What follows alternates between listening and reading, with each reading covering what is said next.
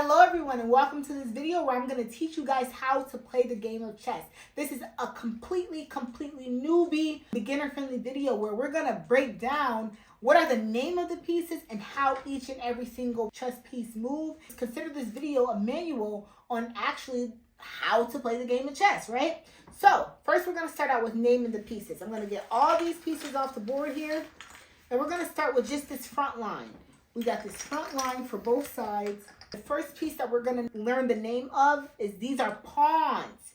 The pieces on this front line are called pawns, okay? On a chessboard, you both have letters here and you have numbers. When you see the numbers on the 1 and 2 side, that's where the white pieces go. And on the 7 and 8 side, that is where the black pieces go. The pawns sit on the second rank of white pieces, and then the pawns sit on the 7th rank of black pieces. Okay, guys? So piece number 1 that we're learning the name of, these are called pawns, or what I like to call them, these are babies, and these are worth 1 point. Okay? So pawns or babies, these are where they sit on the chessboard, and they are worth 1 point. Now, we're going to introduce you guys to these guys. These are called rooks, and the rooks are set up on the end of the board behind the pawns, right? These are where the rooks go. So you got rooks, and you got 2 rooks for white, okay? These are worth 5 points. These are rooks, and they go on the end of the setup. I don't want to make this video difficult to understand, but these are rooks, and they go at the end. And these are rooks, and they go at the end as well. So we're going to use I'm not using high-level terminology. I'm not going to say rooks go on the H and A files, although that is kind of easy, right? The rooks go at the very end of the setup on the A and H files for both the black pieces and the white pieces, okay? The next piece that we're going to learn are the knights. These are rooks or castles, right? The next piece we're going to learn are the knights. You can call these knights horses. Knights or horses, right? And then the knights go right next to the rooks. These are where the knights go, right next to the rooks. Okay, and this is how you set up a chessboard. Right now you're learning the name of the pieces, how much they're worth, and how to set the chessboard up. And knights are worth 3 points. Okay, then in comes the bishop. These are the bishops, and these are worth 3 points as well. And then they go right next to the knights. These are bishops. Black has 2 bishops, a dark square bishop and a white square bishop, and white has 2 bishops, okay? A dark square bishop and a white square bishop. And the reason why they're dark squares and white squares is because one sits on the dark square, and she moves and she controls all the dark squares, and then one sits on the white square, and she moves and she controls all the white squares diagonally, right? And then what you have is the queen. Black has a queen, white has a queen, and these are worth 9 points. And they sit on their color. So think of a queen, think of a woman. A woman always gets what she wants. These are queens, and she sits on her color. So a white queen sits on the white square. A black king sits on the dark square. And then finally, we have the king. And the king takes the last square available, which is the E file. The king always starts on the E file, guys. And that is all the pieces, the names, pawns, rooks, knights or horses, worth 3 points, bishops, queen, king. I'm going to do it again. Pawns, rooks, knights, bishops, queen, king. Okay? Rooks are worth 5 points apiece. Knights are worth 3 points. Bishops are worth 3 points. A queen is worth 9 points. And obviously, the king is worth infinity, right? Because it is the game. It is the game. And the pawns are worth 1 point, but do not devalue them. That does not mean that they are not valuable. Okay, guys? So that is the name of each piece, and this is the setup. And another way that you can remember the setup is pawns. Remember I said the pawns are the babies. They go on the 7th row for black and the 2nd row for white. And then the way that I learn chess is the rooks or the castles, these are considered the home. The home goes on the end, the A and H file. And then the knights or the horses, these are considered the brothers. They go next to the house, next to the castles here. And then these are the bishops. These are the sisters. And they go next to the knights here. And then you got the mom and you got the dad. The mom gets her color. And then the dad sits right beside it, okay? So again, we got the babies or the pawns. They sit along the first row. We got the rooks here. worth 5 points, and they sit at the edges. Then we got the brothers or the knights or the horses, whichever one you want to call them. And then we got the sisters, which are the bishop. And then we got the queen, who gets her color. And then we have the dad, which takes the last square. Okay, guys, that is the name of the pieces. That is what they're worth. And that is how you set up a chessboard. Look at what you just learned. All right, let's learn how a pawn moves. So what we're going to do is we're going to clear the entire board here of just our pawns. How does a pawn move? When a pawn first starts out, white starts out along the second rank here, black starts out along the seventh rank. When a pawn is first starting out, a pawn can move 2 squares or a pawn can move 1 square, okay? So when a pawn is first getting started, it can move 2 squares or it can move 1 square. After it's moved from its starting position, say maybe it moved 1 square, or say maybe it moved 2 squares, it can no longer move 2 squares. Now it can only move 1 square forward. Okay, guys, so that's how a pawn behaves. In the starting position, it can move 1 square, or it can move 2 squares, but every square after that, it can only move 1 square at a time, okay? Now, a pawn moves forward straight, however, it captures diagonally. It captures and guards diagonally. So even though this pawn can move forward, it covers the square that this pawn is protecting right now is the 2 squares diagonal from it. Same thing with this pawn. It can start out moving 2 squares or 1 square. However, it protects the squares that is diagonal from it. So if it was here, it protects these 2 squares. It could only capture the 2 squares diagonal from it, okay? And you guys will see exactly what I mean. So let's play a quick pawn versus pawn game. This pawn moves to e4. Now, he decided to go 2 squares starting, and that's totally fine. But his next move cannot be 2 more squares. He could also go 1 square starting, but then his next move could only be 1 square, right? You can move 2 squares or 1 starting out, but only 1 square from there. So let's say white started out with the move e4, and let's say black plays the move e5. A pawn covers every square that is diagonal from the pawn. So this pawn covers this square, this diagonal square, f4, and it also covers this diagonal square, d4. Okay, so that is how a pawn behaves. So now that this pawn has moved to d4, this pawn can capture the pawn on d4, right? So that's the behavior of a pawn. Let's see it again. Now, let's say, for example, white gets the first move. Let's say that white plays the move e3. Okay, fine. You can start out moving 1 square or 2. And let's say that black played the move d5. Now, let's say white goes d4. What squares is d4 covering? This square and this square. What square is this pawn covering? This square and this square. So, if black makes a move now, such as c5, white captures on c5. Okay? Because he can capture or he can protect. Why is c3 protecting d4? Because black owns the square that's diagonal from him and white owns the squares that's diagonal from him. So by him going c3, he is now protecting his d4 pawn. And that is how pawns behave. Right now, I'm just teaching you guys a basic lesson on how pawns move. Okay, from starting position, they go 1 or 2 squares, and then every square after that is just 1. And also, let's say this pawn comes to d4, this pawn comes here. Pawns cover and capture the squares that are diagonal to them. All right, so that's a basic lesson of pawns. And then, one last thing, you can watch me play this quick pawn game. Pawn comes to e4, pawn comes here. Let's say that this pawn protects e4. Of course it protects e4, right? Because it protects squares that's diagonal from it. Now, let's say that this pawn makes the move e5, and they capture. And then let's say black makes the move c6, threatening to capture back. And then let's say that this white pawn plays the move c4, and black capture, and then white captures. And then let's say that black plays a move like f5, white plays d6, black plays d5, white plays d7, white plays a5, and then white, if a pawn gets to the end of the board, like this pawn just did, he can now become another piece.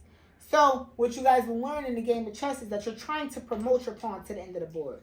If your pawn make it from the starting position to the end of the board, you get to get a new piece, and usually the new piece that you're going to get is a queen, because now your queen can do whatever she wants. You got your pawn to the end of the board, so now you were able to choose a better piece. In this case, a queen. So that is the behavior and nature of pawns. So now that we know how the pawns move, let's get on to the next piece, which are the rooks. A lot less very matter of fact and to the point, and a lot less complicated as the pawns. Very, very simple. This is how a rook moves. A rook moves up, down, side to side, vertically and horizontally. And unlike pawns, it does capture in the way in which it moves. Actually, every other piece captures in the way in which it moves. The pawn is the only piece that moves forward but captures diagonally. Every other piece, if it moves forward, moves backwards, moves vertically, or moves horizontally, it also captures the way in which it moves. So how does a rook move? It moves up, up, down, side to side. Or you could say vertically and horizontally. How does a rook capture? Up, down, side to side. Or up, right, down, side to side. That is how a rook captures. So if this rook wanted to take this rook, he'd just go here. And then this rook could take this rook because he'd just go here. Because that's how they move. Up, down, side to side. If this rook was here and this rook was here, and say this rook was here, this black rook, these two rooks, let's say this rook was here, this rook could go up, down, side to side. This rook could go up, down, side to side. And this rook could go up, down, side to side. And this rook could go up, down, side to side. And that is how they capture as well. So I say this rook was here and it's white to move, the rook could capture, right? And now let's say that this rook was here and it's black to move, black could capture this way. That's how rook moves. Very, very simple, guys. So far you know how a pawn moves, you know how rook moves. Let's get on to the next piece, which is the knight. These are their starting positions. And this is how a knight moves, ladies and gentlemen. It's not difficult at all. The knight moves 1-2 turn. Okay? So the knight is the only piece that can hop over the piece in front of it. So 1-2 turn or 1-2 turn. Knights belong in the center of the board because when they're in the center of the board, they control more squares. So this knight here on d5, it controls 1-2 turn. It controls 1-2 turn. It controls 1-2 turn. It controls 1-2 turn. It controls 1-2 turn. It controls 1-2 turn. It controls 1-2 turn. It controls 1-2 turn. So that's a total of 1, 2, 3, 4, 5, 6, 7, 8 squares that this one knight controls. And as you get better, you don't have to count. You'll just be able to see it moves in an L shape and it hops around like a horse, right? This is how it moves, just like this. 1 L. If I say, I don't like the turn, I don't really say L because L could be super duper long. No, but it's not long. It's just 1-2 turn. Okay? 1-2 turn, 1-2 turn, 2 turn, 1-2 turn, 1-2 turn, 1-2 turn. So it is an L at the end of the day, but if you are confused on how long the L is, just count 1-2 turn. And that is how a knight goes. So this knight wanted to jump forward, it would go 1-2 turn, it could go there, it could go 1-2 turn, it could go there. Say if it wanted to go here, now this knight could capture this knight because this is how it captures 1-2 turn. That knight could capture it. All right, guys, that is how knights move. That is how they behave, and they capture the same way in which they move. 1-2 turn, 1-2 turn. Say I go 1-2 turn, 1-2 turn, 1-2 turn, 1-2 turn. Now he could capture him like 1-2 turn because that was in that same L shape. All right, guys, that is how knights move. They're very, very great pieces. They jump around and they just cover these squares in an L-shaped maneuver. And finally, we got the beautiful, next we have the beautiful bishops. The beautiful bishops. How does bishops move? This video is very, very beginner friendly. I hope anybody could watch this video. I'm purposely not using technical terms. I'm purposely talking like this is very, very beginner friendly. If you just want to know the rules of the game, this is the bishops and this is their starting positions. Right? When you start the game, you will have a bishop that begins on the light square and you will have a bishop that begins on the dark square. When you start the game for black, you will have a bishop that begins on the dark square and you will have a bishop that begins on the white square. Why? Because although these are white, the color of these bishops are white, the color of these bishops are black, you have a light square bishop who controls the white squares, a bishop moves diagonally, I should say. A bishop, the way that she moves and captures and behaves is she's a diagonal piece. She controls the color of her square diagonally. So the dark square bishop, same thing. She's just a dark square bishop. So although both of these pieces are white, this is a light square bishop and this is a dark square bishop. So these are white bishops, but white has a light square bishop who covers the light squares in a diagonal motion. And then you have a dark square bishop that covers the dark squares in a diagonal motion. Okay? And that's how they behave. They capture and move in a diagonal to cover the dark squares. Same thing for black. Black starts out with 2 black bishops. However, you have a light square bishop that controls the white squares and moves in a diagonal maneuver, covering all the white squares. And then you have a dark square bishop that covers all the dark squares, that moves in a that moves in the diagonal. It's a diagonal piece and it covers the dark squares. Okay. And a dark square bishop could never take a white square bishop because they're never going to be on the same color square. A dark square bishop could never take a white square bishop because these 2 bishops will never occupy the same square. So if my dark square bishop comes here and it's white to move, white could capture it because it's on her square, right? Or if white makes a move like a light square move, this light square bishop could capture it because it's on her square. So that is how bishops move, guys. They move in a diagonal motion. That's just a diagonal piece. Very, very simple. It's just a diagonal piece, and that is how it maneuvers. And what a bishop does is they control the color complex of whichever bishop it is. So in this case, bishop is on light squares, and this bishop is on dark squares. This bishop is on dark squares, and this bishop is on white squares. So that is the color complex on the board that particular bishop controls. All right, so that's the bishops. We're almost there, guys. And we have the queen. The queen who starts on her color. How does a queen move? A queen moves up, down, side to side like a rook, and also diagonal like a bishop. So if she's on a dark square, she can move diagonal. But she can also move horizontal to get to a white square and then move diagonal on that square. So that's how a queen behaves. Up, down, side to side, and diagonal. Or she can move over one square and get on white squares and move diagonal, right? So she's basically a rook and a bishop all together. And if the queens are like this and it's black to move, she could totally take that queen because it's in front of her. And she moves up and down, side to side. If black queen is here and it's white to move, white could totally take this queen because it's in her diagonal, okay? So that is how queens move, up, down, side to side, and diagonal. Really, really great piece, and it also captures the way in which it moves. So if there's something in front of it, say maybe there's a pawn here, she can capture that pawn because it's in front of her. Say maybe there's a bishop here, she could capture that bishop because it's in her diagonal. Say that there is a rook here, this queen can capture that rook because it's horizontal from her, okay? And that is how a queen behaves, and that's how she moves. Next and final piece is the king, or the name of the game. This is the king, and how the king moves is, people call it boring, but in the end game, it's very, very useful. And the king moves just like the queen, except only one square, okay? So the king moves up, down, side to side, and diagonal, but only by one square. Where the queen can go up, down, side to side, all over the board, a king can only do it one square at a time. One square at a time. Up, down, side to side, diagonal, but just one square. So let's say we wanted to move these kings. Say white's king comes forward, black king comes forward. They can only go forward one square at a time. Then they can go diagonal. They can move diagonally one square at a time. If you want to move over, they can move over, but just one square at a time. And 2 kings could never be directly beside each other. So if this king is here and this king is here, this king can't move over next to that king. Kings must stay at least one square apart. So if black moves here, white can move here. Black couldn't move here though.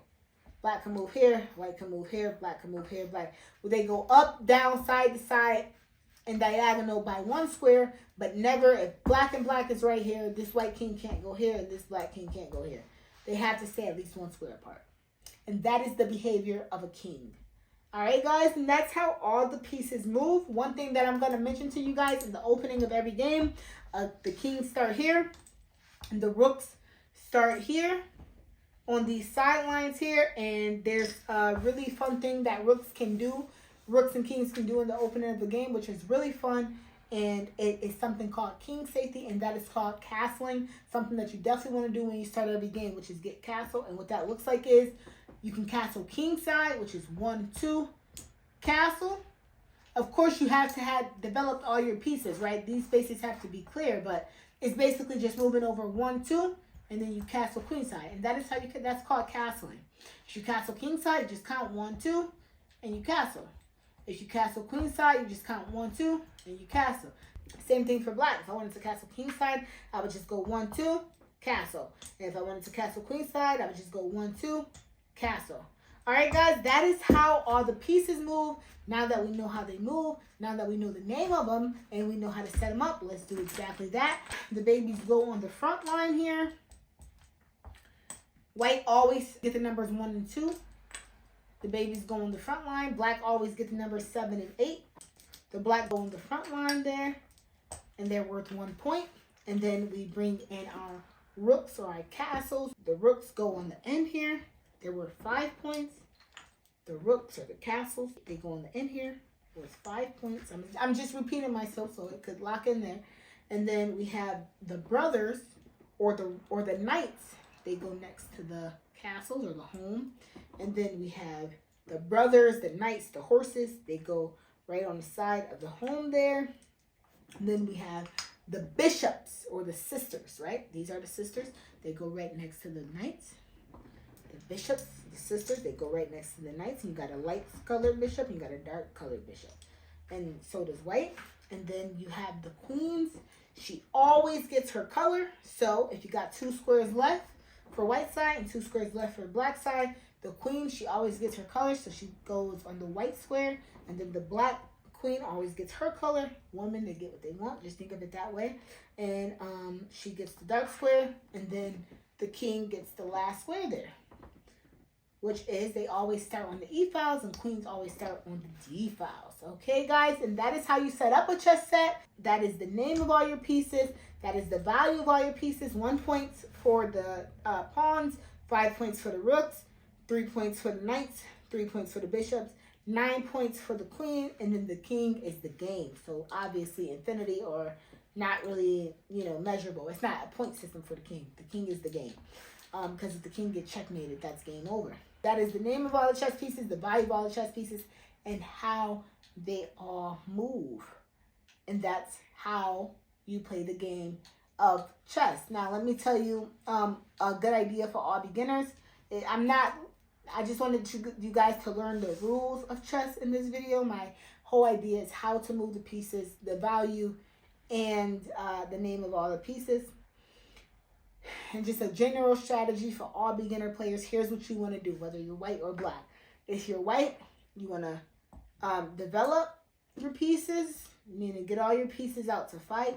You want to get castle and maybe do the same thing over here. You can search YouTube and get openings and learn one opening and stick to it for a while until you get a good feel of where you want your pieces to go and where they should be. Same thing for black. You want to do something similar where basically you just develop all your pieces and you put them somewhere, you get them out fighting, and the idea is to get castled. And if you know how the pieces move, you can do this extremely easily. All right, guys? So this is how to play chess, the rules of chess, how the pieces move in chess, the name of the pieces, and the value of the pieces. All right, guys? And that's how you play the game of chess. And then this is just an idea of what you want to do getting started. So I definitely recommend at this point learning an opening. Learn an opening for white and learn an opening for black so that you can have a strategy on how you're going to develop and get castle. And if you need an opening for white, check out this video right here. And if you need an opening for black, check out this video right here. And those are 2 openings to get you started now that you know the name of the pieces, the value of the pieces, and how they move. And then from there, guys, just put your work in, put your reps in. Watch this video if you are, obviously, if you watch this video, you're just starting out. So watch this video if you want to know how to get to at least 1200. Okay? Thank you so much for sticking around, and I will see you in the next video.